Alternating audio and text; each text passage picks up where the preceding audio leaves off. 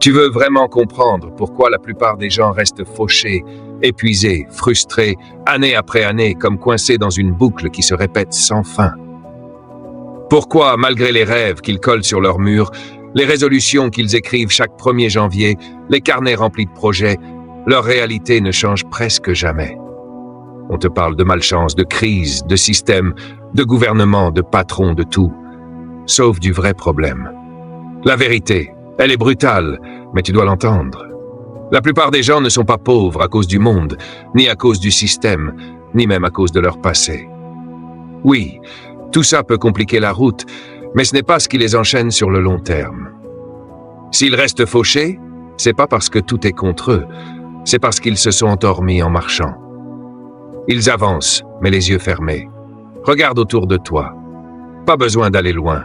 Regarde ta rue, ton quartier, ton immeuble, ton entourage. Tu verras des vies en mode pilote automatique. Des gens qui se lèvent tous les matins sans but précis, juste parce que le réveil a sonné. Ils prennent leur petit déjeuner sans éprouver la moindre gratitude. Ils vont au travail non pas pour construire quelque chose, mais juste pour éviter de tout perdre.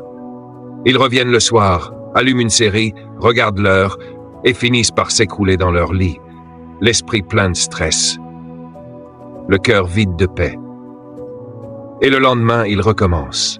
Encore, encore, encore.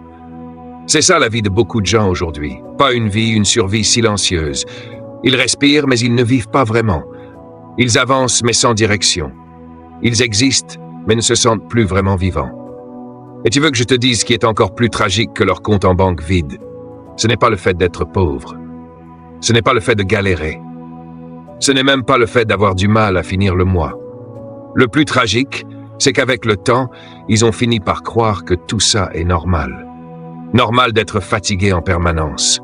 Normal d'être stressé chaque fin de mois. Normal de ne pas aimer ses journées. Normal de se dire c'est comme ça, c'est la vie. Ils ont accepté la médiocrité comme standard. Ils se sont convaincus que souffrir, serrer les dents, se contenter du minimum, c'est la norme. Ils te diront que tout le monde est comme ça, que tout le monde galère, que c'est la réalité. Ils te sortiront des phrases toutes faites. L'argent ne fait pas le bonheur. Il faut se contenter de ce qu'on a. Il y a toujours pire ailleurs. Mais ce qu'ils ne te disent pas, c'est ce qu'ils ressentent quand ils éteignent la lumière. Ils ne te disent pas la boule au ventre quand ils voient une facture arriver. Ils ne te disent pas la honte de dire non à un enfant qui rêve juste d'un voyage, d'un cadeau, d'une petite expérience simple. Ils ne te disent pas la tristesse de voir leurs parents vieillir sans pouvoir leur offrir une fin de vie confortable. Ils font comme si tout allait bien, mais à l'intérieur, ils saignent. Ils se répètent que ce n'est pas grave de ne jamais partir en vacances, de ne jamais réaliser leurs rêves, de mettre leurs envies de côté. Ils jouent les durs, les lucides, mais au fond, ils savent qu'ils sont en train de s'éteindre à petit feu. Le drame, ce n'est pas la pauvreté matérielle. Le vrai drame, c'est la pauvreté acceptée. Le drame, c'est le jour où quelqu'un cesse d'espérer autre chose. Le drame, c'est le moment où tu te dis « c'est comme ça pour moi, je ne peux pas viser plus ». Parce qu'à partir de ce moment-là, tu ne te bats même plus. Tu ne cherches plus de solution. Tu ne te poses même plus la question « comment je peux m'en sortir ?» Tu te contentes de survivre. Tu te contentes de faire ce qu'on te dit, d'aller là où tout le monde va, de répéter ce que tout le monde répète. Et c'est exactement là que commence la vraie misère. Pas dans le portefeuille, mais dans l'esprit. À l'instant où tu normalises la fatigue permanente, le manque, la frustration, la vie subie, tu fermes la porte à tout ce que tu pourrais devenir. Tu te convaincs que tu n'as pas le choix, alors qu'en réalité, tu as juste cessé de le prendre. Ce que je veux que tu comprennes, c'est que cette situation n'est pas une fatalité. Mais tant que tu la considères comme normale, tu ne feras jamais rien pour la changer. Le plus tragique, ce n'est pas qu'un être humain soit pauvre. Le plus tragique, c'est qu'il soit pauvre et qu'il se persuade que c'est sa place définitive. Mais avant d'aller plus loin, prends un instant pour t'abonner à la chaîne, activer la cloche et rejoindre cette aventure pour ne pas manquer la prochaine vidéo. La vérité la plus amère, c'est que beaucoup de gens ont fini par accepter l'idée que leur vie n'ira jamais plus loin que ce qu'ils voient actuellement. Ils se sont habitués à vivre petit, habitués à survivre, habitués à faire juste assez pour ne pas couler, mais jamais assez pour avancer. Ils ont enterré leurs ambitions sous des années de routine, de peur, de responsabilité, de déception. Et le pire, c'est qu'ils pensent que ce manque d'élan, cette absence de feu intérieur, cette vie en demi-teinte, est normal. Ils ne se rendent même plus compte qu'ils ne vivent plus. Ils fonctionnent, ils répètent, ils tiennent, ils supportent. Mais vivre vraiment, non. Tu veux savoir ce que c'est qu'être pauvre en 2025? La pauvreté aujourd'hui, ce n'est pas juste un portefeuille vide, c'est un cœur qui ne bat plus pour rien. C'est un esprit qui a perdu l'habitude de rêver. C'est un intérieur éteint. Être pauvre aujourd'hui, c'est se lever chaque matin en espérant simplement tenir jusqu'à ce soir. C'est vivre avec un fond d'angoisse permanent en se demandant si ce mois-ci ça va encore passer de justesse ou si quelque chose va déraper. Une facture en plus, un imprévu, une panne, et tout s'écroule. C'est ça, la nouvelle pauvreté. Pas seulement manquer d'argent, manquer de souffle, manquer d'énergie, manquer d'avenir, manquer d'espoir. Et cette douleur, je ne la souhaite à personne. Mais laisse-moi t'expliquer. Trop de gens l'endurent en silence. Ils souffrent intérieurement, mais ils n'en parlent pas. Ils font comme si tout allait bien. Ils rient, ils plaisantent, ils vont travailler, ils postent des photos, mais le soir, seuls face à eux-mêmes, ils étouffent. Cette douleur, ils la portent comme un sac trop lourd qu'ils ont fini par croire être une partie d'eux. Ils ne s'en plaignent même plus. Ils ne la remettent pas en question. Ils la tolèrent, jour après jour, année après année, jusqu'au point où ils ne remarquent même plus qu'ils souffrent, tellement la souffrance est devenue leur normalité. Mais écoute-moi bien maintenant. Je ne suis pas là pour te conforter dans ton sommeil.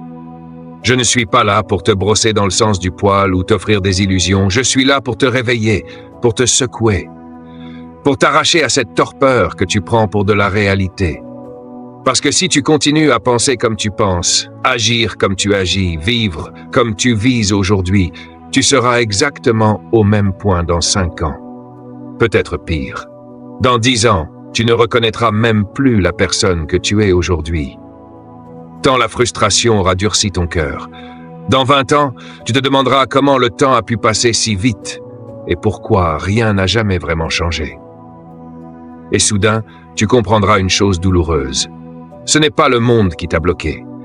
Ce n'est pas la chance qui t'a manqué. Ce ne sont pas les autres qui t'ont empêché. C'est toi qui es resté immobile. La vérité, c'est que la majorité des gens ne manqueront jamais d'occasion. Ils manqueront de réveil intérieur. Alors maintenant, je fais quelque chose que personne ne fait pour toi. Je te tends une main, pas pour te porter, pas pour te sauver, pas pour te promettre une vie magique, une main pour t'inviter à faire un premier pas, un pas vers une version de toi que tu n'as pas encore rencontrée, un pas vers une vie que tu n'imagines même pas pouvoir atteindre, un pas vers ton propre réveil. Et ce premier pas, il est simple. Abonne-toi à cette chaîne, pas pour moi. Je n'ai besoin ni de chiffres, ni d'ego, ni de validation. Fais-le pour toi. Parce que chaque vidéo ici n'est pas juste un contenu, c'est un outil, une pierre, une brique, un élément pour te construire une vie plus grande. Une vie qui ne se contente pas de respirer, une vie qui ose, une vie qui avance, une vie qui laisse une trace. Parce que tu ne le sais peut-être pas encore, mais tu n'es pas né pour traverser tes jours en silence. Tu n'es pas né pour répéter des schémas qui t'emprisonnent. Tu n'es pas né pour survivre. Tu es né pour te réveiller. Et ce moment, c'est maintenant. Tu sais, il existe un principe que beaucoup ignorent. Quand l'élève est prêt, le maître apparaît. Mais ce qu'on oublie souvent, c'est l'étape qui vient avant. Avant que le maître n'apparaisse, il faut que l'âme se réveille. Il faut ce moment où quelque chose en toi dit enfin « assez ». Je ne veux plus continuer comme ça. Je mérite plus que cette existence en pilote automatique. Et ce réveil, il ne dépend pas du hasard. Il ne dépend pas d'une opportunité miraculeuse. Il ne dépend pas d'une aide extérieure. Il commence au moment où tu comprends que tu n'es pas coincé, que tu n'es pas destiné à galérer toute ta vie, que tu n'as pas été mis sur cette terre pour regarder les autres réussir pendant que tu te contentes de survivre. La vérité, c'est que tu n'es prisonnier que d'une seule chose, la croyance que tu ne peux pas faire mieux. Une croyance qui s'est installée lentement au fil des années. Une croyance construite par ton environnement, ton éducation, tes peurs, tes échecs. On t'a appris à te satisfaire du strict minimum. On t'a poussé à croire que c'est déjà bien. On t'a répété qu'il fallait être prudent, raisonnable, discret avec ses rêves. Mais écoute-moi bien, ce n'est pas la réalité. Ce n'est qu'un conditionnement, un programme, un plafond invisible. Une cage dont la porte a toujours été ouverte. Tu n'es pas obligé de rester là où tu es. Tu n'es pas condamné à répéter le même schéma. Tu n'es pas destiné à souffrir pour boucler les fins de mois. Tu as le droit et surtout la capacité de changer ta vie. Mais ce changement ne dépend que d'une personne, toi. Et voici la vérité que beaucoup refusent de regarder en face. Personne ne viendra te sauver. Ni l'État, ni la chance, ni la famille. Ni un riche oncle sorti de nulle part, ni un coup de destin spectaculaire. Tu peux attendre toute une vie. Rien ne se passera. Parce que personne n'a été désigné pour te sortir de là. C'est ton rôle, c'est ton devoir, c'est ton combat. Et c'est précisément là que commence la liberté. Le jour où tu acceptes que personne ne viendra, mais que tu n'as besoin de personne pour commencer. La majorité des gens attendent le moment parfait avant d'agir. Ils pensent qu'il leur faut un signe, un déclic, une motivation soudaine. Mais laisse-moi te dire la vérité, le moment parfait n'existe pas. Ce n'est pas un lundi, ce n'est pas le 1er janvier, ce n'est pas après les vacances, après les problèmes, après le stress. Le vrai moment, c'est celui où tu entends ces mots et que tu sens au fond de toi une petite étincelle. Ce frisson qui te chuchote, ce message parle de moi. Je sais que je vaux mieux que ça. Je ne veux plus rester où je suis. C'est ce frisson-là qui est ton véritable signal. C'est ton âme qui cogne à la porte. C'est ton futur toi qui t'appelle. C'est ça, ton vrai départ. Mais maintenant, écoute bien. Ta vie ne changera pas si toi, tu ne changes pas. Tu peux regarder des vidéos motivantes pendant 10 ans, lire des livres, écouter des discours, rêver d'une vie différente. Mais tant que tu ne poses pas une action concrète, rien ne bougera. Et ce changement commence par un geste symbolique. Un geste simple, mais lourd de sens. Un geste qui dit « Je suis prêt, je choisis de m'élever, je choisis de me réveiller ». Abonne-toi, pas comme un clic banal, pas comme un réflexe, comme une promesse silencieuse que tu te fais à toi-même. C'est une signature invisible, une décision intérieure, une déclaration. À partir d'aujourd'hui, je refuse d'être spectateur de ma vie. Je deviens l'auteur de mon histoire. Ce n'est que le premier pas, oui. Mais c'est celui qui sépare ceux qui rêvent de ceux qui commencent à construire. Et maintenant que tu es là, maintenant que tu lis ces lignes, maintenant que ton esprit s'ouvre, je vais te montrer pourquoi tant de gens restent fauchés. Et comment toi, tu peux briser ce cycle dès demain. Si tu ne changes rien à ta manière de vivre, de penser, d'agir, tu resteras bloqué exactement au même endroit. Dans 5 ans, tu regarderas autour de toi et tu verras la même vie. Dans 10 ans, tu sentiras les mêmes frustrations. Dans 20 ans, tu repenseras à ce moment précis et tu te demanderas pourquoi tu n'as jamais osé bouger. Et tu ne pourras pas dire que tu ne savais pas. Tu ne pourras pas dire qu'on ne t'a jamais prévenu. Parce qu'aujourd'hui, maintenant, tu entends la vérité. Une vérité qui pique, qui dérange, qui bouscule, mais qui libère. Et cette vérité, c'est la suivante. La plupart des gens ne sont pas bloqués par manque de talent, ni manque d'opportunité, ni manque de chance. Ils sont bloqués parce qu'ils vivent sous anesthésie. Ils survivent au lieu de vivre. Ils regardent la vie défiler comme on regarde un film qu'on n'a pas choisi. Ils répètent leur journée en boucle sans jamais se demander « Est-ce vraiment ça que je veux pour moi ?» Et parce qu'ils ne se posent plus cette question, ils restent immobilisés, coincés dans la routine, prisonniers d'habitudes qui les étouffent. Mais toi, si tu es encore ici, c'est que quelque chose au fond de toi refuse cette fatalité. Tu ne veux plus te réveiller avec la même sensation d'étouffer. Tu ne veux plus ressentir cette pression permanente quand tu regardes ton compte bancaire. Tu ne veux plus vivre dans ce mélange de fatigue, de peur et de résignation. Tu veux plus, tu veux mieux, et tu le mérites. Mais pour changer ta vie, il faut commencer quelque part. Il faut un premier acte, un premier symbole, un premier engagement. Un geste simple mais lourd de sens. Un geste qui dit « Je me choisis, je me relève, je reprends le contrôle ». Abonne-toi à cette chaîne, pas pour moi, pas pour faire gonfler un chiffre, pas pour suivre une tendance. Fais-le pour toi. Parce que chaque vidéo ici sera bien plus qu'un simple contenu.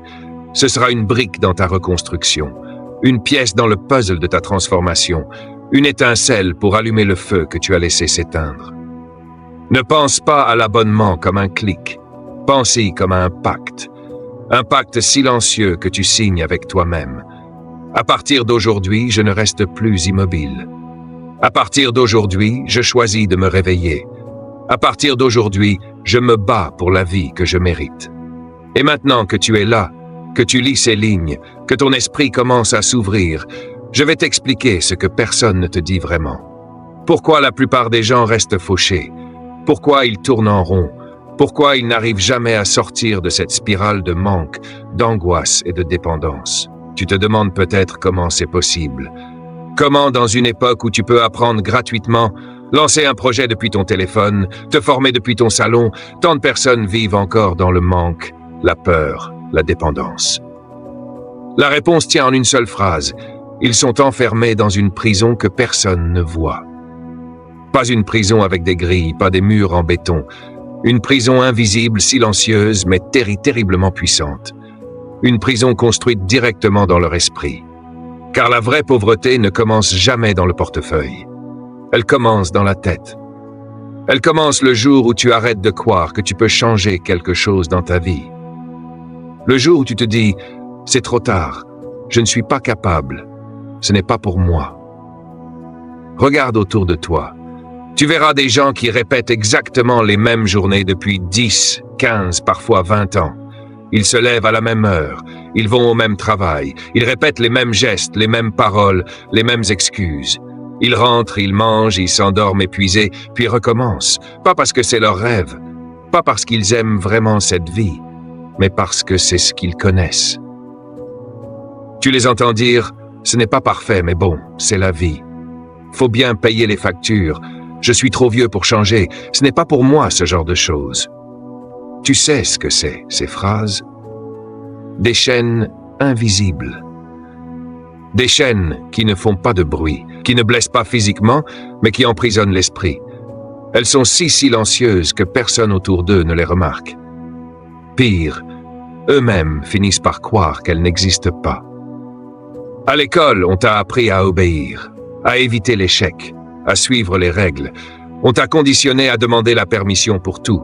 Mais on ne t'a jamais appris à rêver plus grand que ton salaire. On ne t'a jamais appris à créer ta propre voie. On ne t'a jamais appris à penser comme quelqu'un qui construit sa vie et pas seulement quelqu'un qui l'a subi. Petit à petit, tu deviens ce que j'appelle un esclave libre. Libre en apparence? Oui. Tu votes, tu te déplaces, tu t'habilles comme tu veux, mais dans ta tête, t'es prisonnier. Prisonnier de tes habitudes, de tes dettes, de tes doutes, de ta peur de sortir du cadre. Et c'est là que commence la véritable spirale de la pauvreté. Quand tu acceptes la pauvreté mentale, tout le reste suit. Tu baisses tes standards. Tu acceptes n'importe quel job. Tu tolères un salaire qui te maintient juste au-dessus de la noyade. Tu renonces à tes projets parce qu'ils semblent trop grands. Tu te convaincs que la vie que tu subis est la vie normale. Mais ce n'est pas une vie normale. C'est une vie réduite, condensée, écrasée sous la peur de manquer. Je vais te raconter une anecdote. Un jour, j'ai rencontré un homme d'une 50aine d'années. Toute sa vie, il avait travaillé comme ouvrier. Un travail honnête, oui, mais il portait dans ses yeux une fatigue profonde. Il m'a dit « Moi, j'ai fait ce que j'ai pu avec ce que j'avais. » Je lui ai répondu calmement « Non, tu as fait ce que tu croyais pouvoir faire. » Il n'était pas bête, il n'était pas paresseux, il n'était pas faible. Ce qui lui manquait, ce n'était ni l'intelligence, ni la force. C'était la permission intérieure. Cette petite voix qui dit « Tu peux faire plus, tu as le droit d'essayer, tu as le droit d'évoluer. » Mais personne ne te donne cette permission dans la vie. Personne ne viendra te dire « Réveille-toi, lève-toi, tu vaux mieux que ça. » Personne ne viendra te sortir du lit à 6 heures pour te pousser à lire un livre. Personne ne viendra t'empêcher de gâcher ton dimanche devant des séries. Personne ne viendra te tirer hors de la médiocrité. C'est toi seul. Et c'est là que la plupart abandonnent. Parce que se relever demande du courage. Parce que se regarder en face fait mal. Parce que agir demande plus que se plaindre. Mais c'est aussi ça qui rend la liberté si rare et si puissante. Et avant que tu ne passes au prochain chapitre, tu dois comprendre une chose essentielle. La pauvreté intérieure n'est pas une fatalité, c'est un programme. Un programme qu'on t'a installé dès l'enfance. Un programme qui te répète « Travaille dur, pas intelligemment. Obéis, ne crée pas. Cherche la sécurité, pas la liberté. » Ce programme, tu peux le désinstaller, tu peux le reprogrammer, tu peux le remplacer. Mais avant tout, il faut reconnaître que tu vis dans une prison invisible. Et maintenant que tu vois les barreaux, même s'ils sont faits de tes choix, de tes habitudes, de tes peurs, une question se pose. Vas-tu rester dedans ou vas-tu décider d'en sortir ?